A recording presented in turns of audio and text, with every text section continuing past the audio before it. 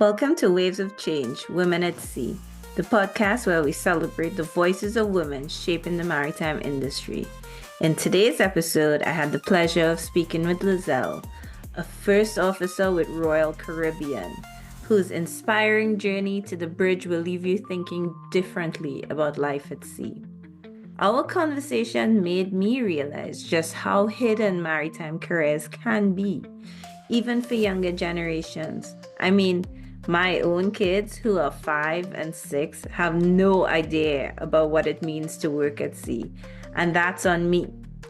Lizelle brought up such an important point about the lack of outreach to young people, even in career guidance, and how critical it is to change that. Her story is filled with challenges, triumphs, and lessons about breaking barriers as a woman in a male dominated industry. I'm so excited to share it with you. So let's dive in. Hi, Lizelle. How are you? Hi, I'm okay. How are you? I'm good. I'm good. Thank you so much for doing this with me. I'm so excited to have this conversation with you. Yes, I'm also looking forward to it. So you ready? Let's dive in. What do you say? Yeah, let's go. Okay. So let's start with my opening question. What inspired you to pursue a career in the maritime industry? And I know, like right now, you're a first officer with Royal Caribbean. So maybe you could walk us through how your path to becoming a officer on board Royal Caribbean was. Okay. So, my career or my position, like it is not a very, or at least when I was in school, it was not a career that you will hear about. Like in primary school, all my friends, they either wanted to be doctors, lawyers, teachers, but I never heard anybody wanting to go to sea or wanting to work at sea. But I had an uncle that was a marine pilot, and that's initially what sparked my interest. Like seeing him in his uniform, looking at his lifestyle. Like I always thought to myself, I want to be like Uncle Ian. So as I got older and I went into secondary school, I started, doing research as to what I will need to study, where I could do these studies. And thankfully, at the time, UTT had their Chaguaramas campus open, which was doing maritime studies. So I was able to do my courses and do my diploma at UTT. So I started at UTT in 2013.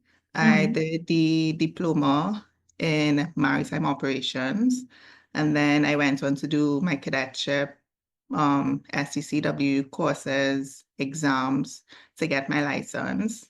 Mhm. Then from there, I continued working with the company that I did my cadetship with. Nice. And then in 2022, I don't know if you remember, but Royal Caribbean was coming to Trinidad to do a recruitment drive. Oh, And I I had actually, yeah, I wasn't aware of that. yeah. So they came in 2022 to do a recruitment drive. But actually, I had applied to Royal Caribbean previously. So I had applied, I think it was in 2019. And Mhm. at the time, they did reach out to me, but I had an issue with one of my certificates in terms Ah, that it was not recognized by the flag state. So oh. I was not able to, take the job. And at the time as well, this was like the ending of 2019. Like Mhm. I told myself, okay, I will do for the certificates and get one that will be recognized. And I had plans and all these things to go and do it. And then 2020 came and, it was Oh. COVID. Mm-hmm. Yeah, the country went into lockdown. So I Right. just told myself, okay, well, I guess it's not the right time. So when I saw they were coming in 2022, I went onto their website and I was like, oh, let me just, update my profile and Mm-hmm. see how it goes. And a couple months later, I was joining my first cruise ship. So I guess it was the time, it was the right time at that time. Oh wow, yeah, definitely. It was. It just worked out perfectly for you. And you like it a lot more than it was an offshore you were in before? Yeah, so previously to joining Royal, I did 6 years offshore. Oh wow. And yeah, a lot. Mm-hmm. Um, I think they both have their pros and cons. Mm-hmm. Like offshore, it's a smaller crew, so everybody. Also, going from working offshore, I was working in Trinidad Mm-hmm. on with a local company. So the majority of the crew was Trinidadians. So, we have like our own customs, our own norms. But I mean, Right. we're all Trinidadians. So like, yeah, you could like, get along with everybody to some extent or understand people to some extent. But Right. then going to cruise ships, it's thousands of people, Wow. different Yeah. different nationalities, different customs, different norms. Right. So um for me, that was actually a very big challenge. Like having to remind myself, okay, well, maybe this is how they do it in their culture, or like, Right. Yeah. but now, 2 years later, Yeah. it's okay. Like I got used to it. But Right. yeah. And of course, being on a cruise ship, you get to see different parts of the world, which I was not getting to do offshore. Right. But on the flip side, offshore, I got more, I would say, handling experience. So Yeah. like more opportunities to maneuver the ship and these things as well, which I Yeah. mean is important in building confidence and all these things. So they both have pros and cons. Um, I have a question, a kind of technical question, I guess. Because I'm actually not sure about this, but cruise ships use pilots on the way in and out. Yeah, so we Yes. also do use Okay. pilots. Um, Depending on the port, so like certain ports, we won't use any, but that would technically, so like for instance, Royal Caribbean, in the Bahamas, they have their own private island. Right. So in Wow. that instance, we don't use a pilot. But Right. like for all the other ports, pilot is mandatory. Okay. It's as you mentioned, you don't get to do that much handling. I mean, I've seen the cruise ships come in and out of port, and it's pretty big and intimidating. So, it's really cool that you get to do things like that. Yeah, it is intimidating, but once you do it once and everybody is there to guide you. Yeah. They're not going to leave you to make a mistake because I mean you have thousands of people on board. Yeah, So definitely. yeah, they guide you and they will step in before anything goes wrong if necessary. But once you do it once, it's a nice feeling. Okay. You mentioned UTT, right? The University of Trinidad and Tobago. I actually went there too, and did the same navigation. I was in the second year, second cohort that when they started up. It's a long time ago. Oh, Um, really? yeah, yeah. But Okay. can you share how your experience there prepared you for a career and challenges of life at sea? Yeah, so at going to school at UCT, like I said, I did the diploma. So the diploma, I mean, it gives you the theoretical knowledge that you will need. But then we also had courses that were like pretty more hands-on. So Mm-hmm. you also get training in like rope work and rigging and all these things. And Mm-hmm. then we also had simulator training, Right. which I think really translates into the actual job at sea. So Yeah. like a lot of the things that I learned in school, when I Mm-hmm. did go on a ship, like I did see it in real life happening, Yeah. And then also UTT also does the cadet placement, which I Right. think is an asset because I mean, you see a lot of people, they go to universities and then afterwards they have their degree and can't get a job. But I Mm-hmm. think the fact that UTT, does the cadet placement and then after your cadetship, like there's a big possibility that you will probably be employed by the same company as an officer. So I think that is a plus. Also, before you actually go out to sea, the lecturers try to prepare you as much as possible as to what to expect when you Mm-hmm. do go. And they also offer like a lifeline. So like if you have any problems, you could always reach out to them. So I think that is also really good. And of course, at the end, the license that you get, it is recognized worldwide. Right. So, it gives you more opportunity to go see the world, the horizon, you have a lot of more opportunity and you're not just limited to working locally. Right. Oh, sounds like, it was all good, and that's great. Um, so I want to get into some of the good stuff, harder questions now. Mhm. So this is one. As a woman in a traditionally male-dominated industry, what are some of the challenges you faced, and how have you overcome them? Yes, this is one of the harder questions. Yeah. Yes, it is a traditionally male-dominated industry. I will say like now it has gotten better. Yeah. Um, Throughout my experience, like mainly as a cadet, you meet people that think women should not be at sea, you know, Hmm. and they would treat you as such, like, don't do anything, don't touch anything. And Wow. then you'll also meet people that think is amazing that, women are choosing to do this job and are doing it just as good as, your male colleagues. And they will push you and they will support you. Thankfully for me, I had more people of the latter, thank God. Yeah. Hmm. So in that case, I am very grateful in that regard. Um, but I think it is important, regardless of the people you meet or the challenges, is that you remember your goals. So you have your long-term goals, and it's important to focus on that. Get the job done, and also don't be afraid to ask for help or to ask for clarification.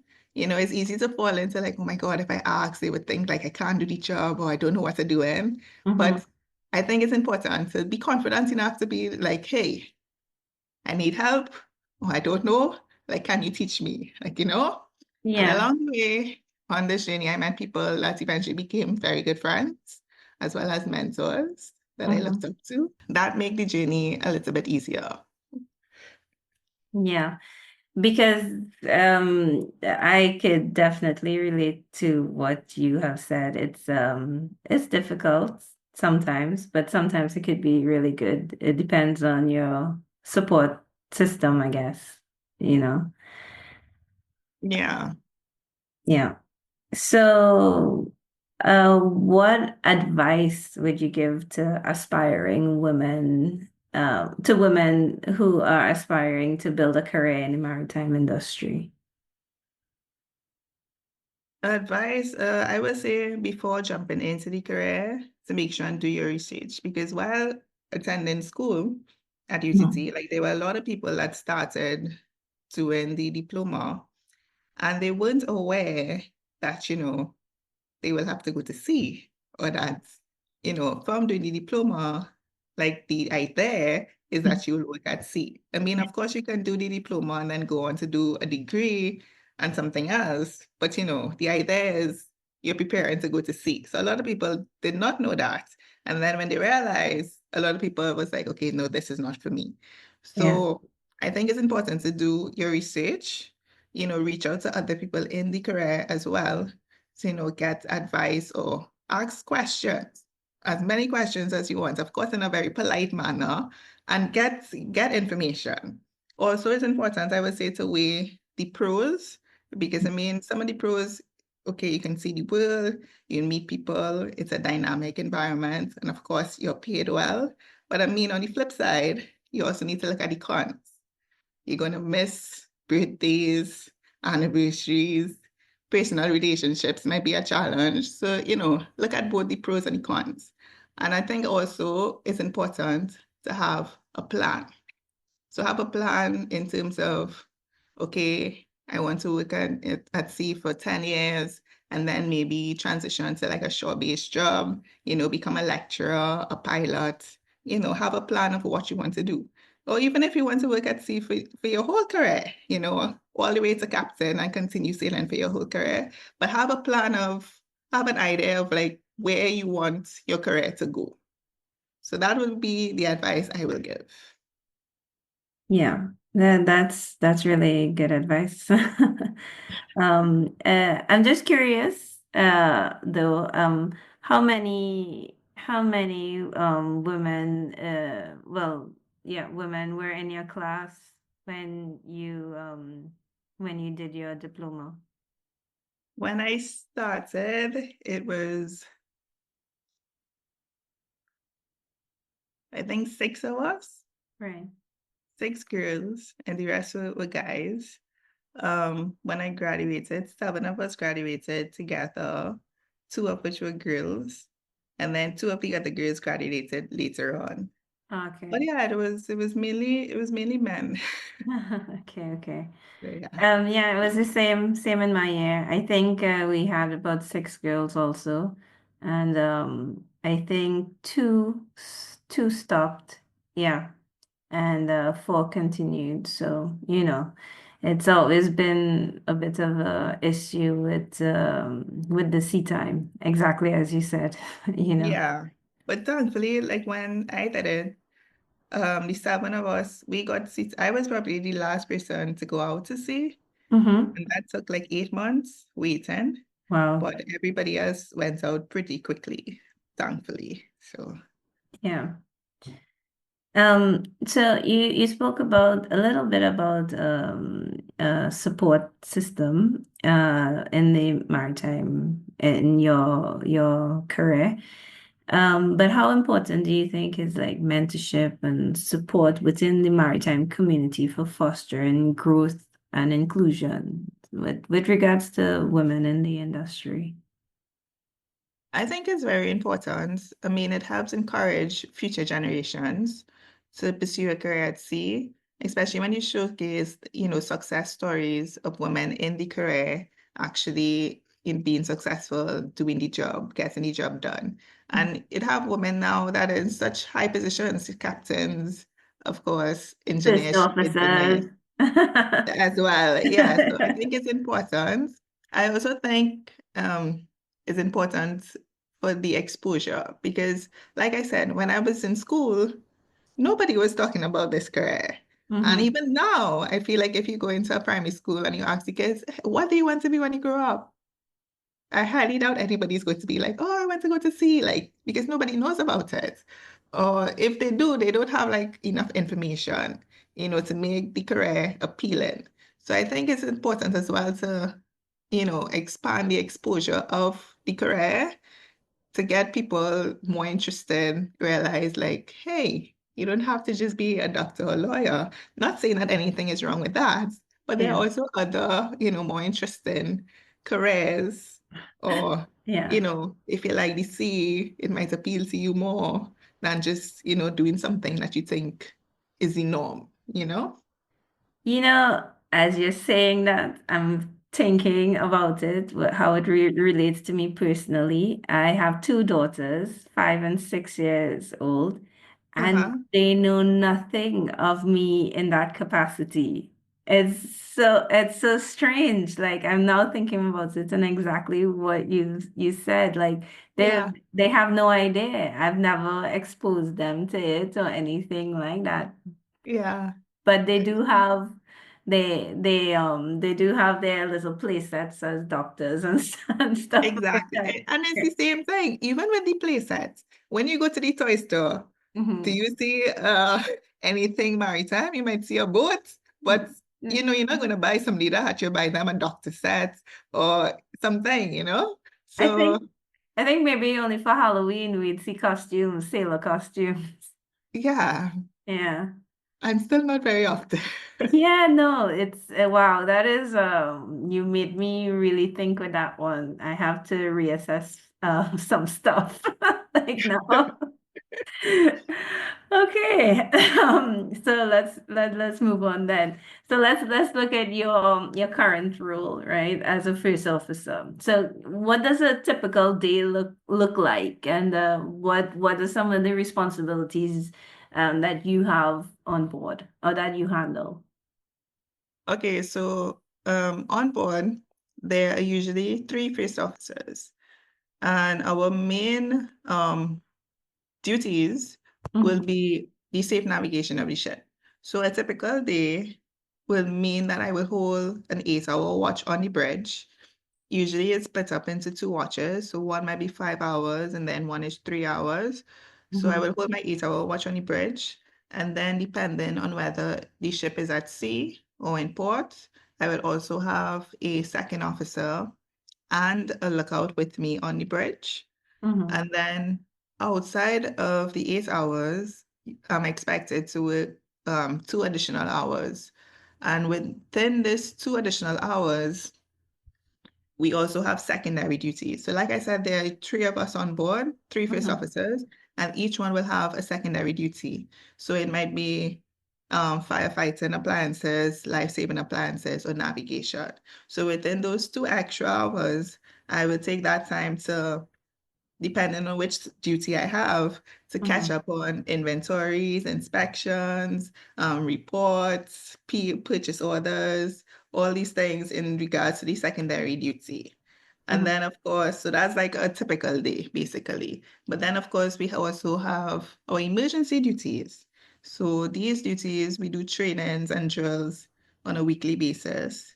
So Mm-hmm. I will also have to, make sure I could do my duty. Yeah. So for instance, I will be responsible, in the case of abandoned ship, I'll be responsible for making sure all the boats on one side of the ship is ready for launching, ready for, loading the people and launching. So I Yeah. will also have training in that every week. And then, of course, let's say for man overboard, I will have the responsibility of probably going into the rescue boat to go rescue the guy. So of course, we'll have trainings in that as well. And then Mm-hmm. we're also involved in training the crew. Right. So all of that you try to fit into your extra 2 hours. Wow. Um, So That it's a lot of responsibility. it is. But I mean, like I said, this is what we went to school for. So it comes like, you're just doing your job. But it is a lot of responsibility. When you do think of it, thousands of people. But Yeah. yeah. How long are you out at sea, like per contract, I guess? So as first officer, our contracts are 10 weeks on, 10 weeks off. Oh, okay. Well, I mean, okay, so a little bit of intense work for 10 weeks, but then you get some downtime. Yes, for sure, for sure. That That's is nice. which is, I think, one of the pros, at least for me, of the job. I mean, when you're on work, you're locked in. You're on work, you're on duty, you're locked in. But then when you come off the ship, you can completely disconnect and just like enjoy your vacation. You don't Yeah, have any work emails, like you could just enjoy your time. right. And I'm curious about this because you're on a passenger ship. Do you interact with the passengers? Yes, we do. In terms, so we have bridge tours. So not all the passengers, but those who sign up for it will come to the bridge. So they will meet us there. And Mm-hmm. then it varies from ship to ship. So I was on one ship where every week we had this meet and greet, which actually I really enjoy. So Mm-hmm. you like officers, not only bridge officers, like from the different departments on board, Mm-hmm. will meet on one of the decks, and you just like be around, and the guests will just come up to you and ask you like, what do you do? Where are you from? All these things. But like I said, it varies from ship to ship. And of course, just walking through the ship, from the time they see you in uniform, most of the time they want to talk to you, they want to ask you what you do. So yeah, we And interact with them like that as well. and how is are they very excited when they see it's like a woman who's like a navigation officer, first officer on Yeah, and actually, like my first contract, it wasn't just the gas, it was also the crew. Especially when you meet people from other Caribbean countries, they Yeah, were very happy, very proud to see, nice. a fellow Caribbean country on the bridge and a Yes. female as well. So you get it from both the gas and the crew. Yeah. That's very true. I think there's as Caribbean people we support each other because the most amount of support I felt once when I was a cadet and I was working, the crew were from Guyanese and they were so supportive of me and they were so excited that, yes, girl, you do it, Yeah, yeah. It's be amazing to see that kind of support. Yeah, yeah. Yeah, definitely. Okay, that's really nice. So, okay, so this is the next kind of technology question here. Like, because there are advancements in technology and dynamic positioning. And I think like the maritime industry has always been perceived as being behind in development of technology. But what do you see for the future of maritime safety and operations? How do you see it evolving with regards to the advancement in technology? Well, yes, everything is getting, more and more automated. I Hmm. believe with the aim of more efficiency as well as to reduce or avoid human error. Hmm. So in that regards, I think it's good. Hmm. But I also think the human element as well should also evolve with the changes so that Of we don't course. Yeah. become, completely obsolete. I also think, like you said, you mentioned dynamic positioning. I also think it's important as well to train your skills, meaning that, okay, so like with dynamic positioning, the computers are used to hold the vessel in position, but there's always the possibility that something might malfunction, something might go wrong, Right. something might not work. And then what? You still need to rely, sorry, on the human element of it to at least be able to do something to hold the vessel in position long enough to maybe safely suspend operations, avoid anybody getting hurt. So I Mm. think it's important to also train your skills in regards to that and not just become complacent. Oh, we on DP, the computers will do it. Because what happens if something goes wrong? So I also think even though everything is evolving and becoming more automated, that we still need to try and keep up and not and also not become complacent and too reliant on the automations. Right. Because do you keep paper charts on board? No, so no. But throughout my entire career, I probably worked on two ships alone that had paper charts. Everything now is electronic. Okay, okay. And you don't think that we should still keep the paper charts on board or no? It's because it's Now, tedious, right? but charts, this one, I don't think it's, but like charts is not completely black and white because, okay, being actors and being, electronic, obviously you have your backups, you have your base files and all these things that you will keep on board. So if something goes wrong, you should be able to bring it back or you should have like a backup one to use. But Right. in terms of having the paper charts, that also brings into goes into, time because now you also need to keep the paper charts up to date. Right. And Yeah. depending on where you are or what charts you have, that can become a lot.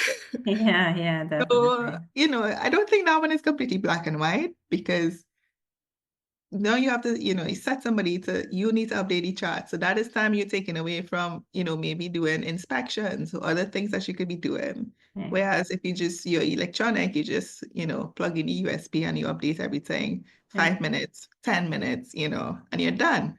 So And I think that way it's more reliable too than doing manual updates on charts. yeah, Yeah. it is. Yeah. Okay, good stuff. So, why don't you tell me about an accomplishment that you are proud of and why? So since when I was in school, like I Hmm. always wanted to work on cruise ships. And I had actually had one lecturer who'd be like, why do you want to work on cruise ships? It's like people is the worst cargo to carry. And I can understand why he was saying that. But No, but I was actually going to ask you that if you think that humans as cargo is difficult. they are because I never understand. People come on a cruise and you think, you come to enjoy yourself. Everybody should be happy. And then there are people fighting and arguing, and it's like, but you're on a cruise. Like, you should be happy. So, and then of course they want to complain, and Yeah. yeah.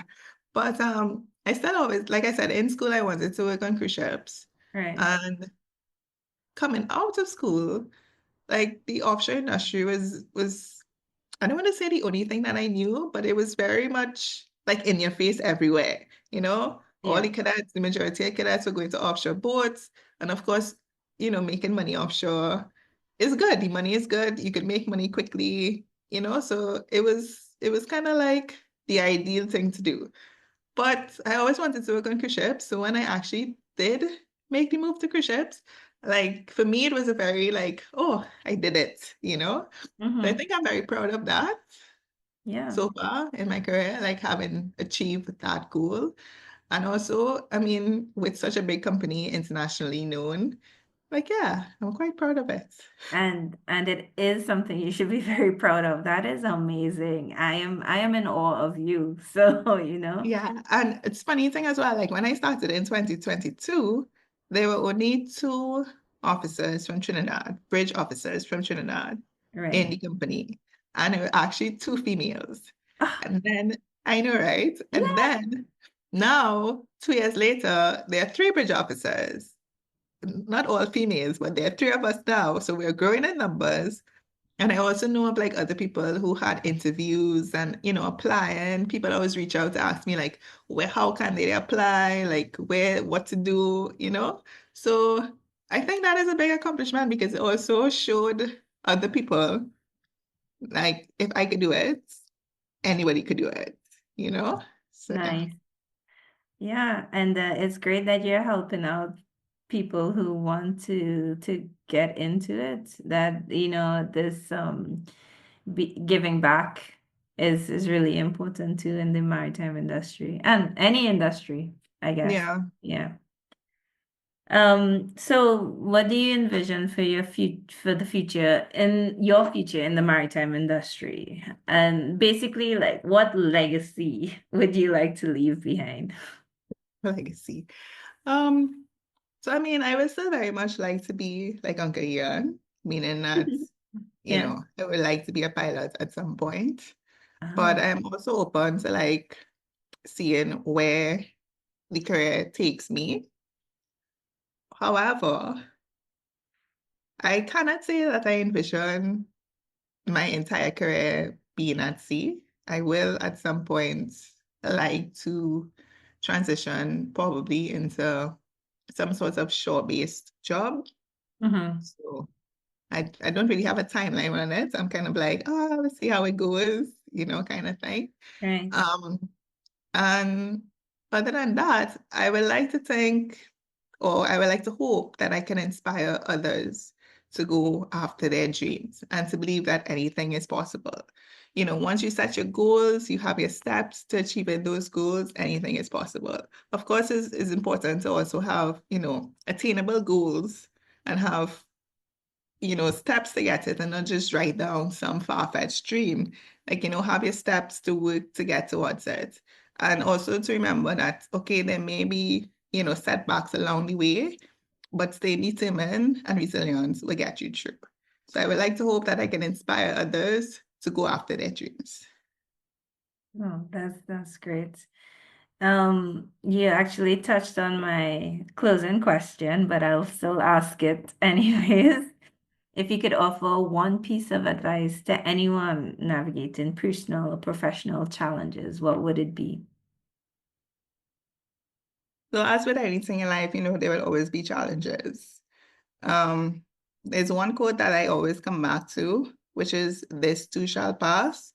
And simply put, whatever challenges you may face, it cannot last forever. So just write it out, learn from it, and keep moving. Okay, thank you. That is so profound, and you have actually given me so much to think about. You've inspired me, and Well, that that's good. I mean, I would like to be, that's good. I'm happy to hear that. yeah, and because I wish that I'm fully transitioned on the show side, but with your enthusiasm and confidence, I wish I just had a little piece of that when I was when I was younger. But it's so amazing to see.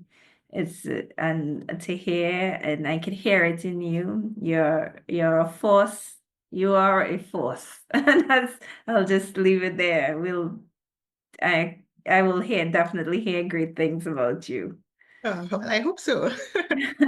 So thank you very much for actually before I close off, do you have anything you want to say that I didn't touch on? If you would like to add anything. No, I think we touched on a lot of stuff, so I think I'm okay. Yeah.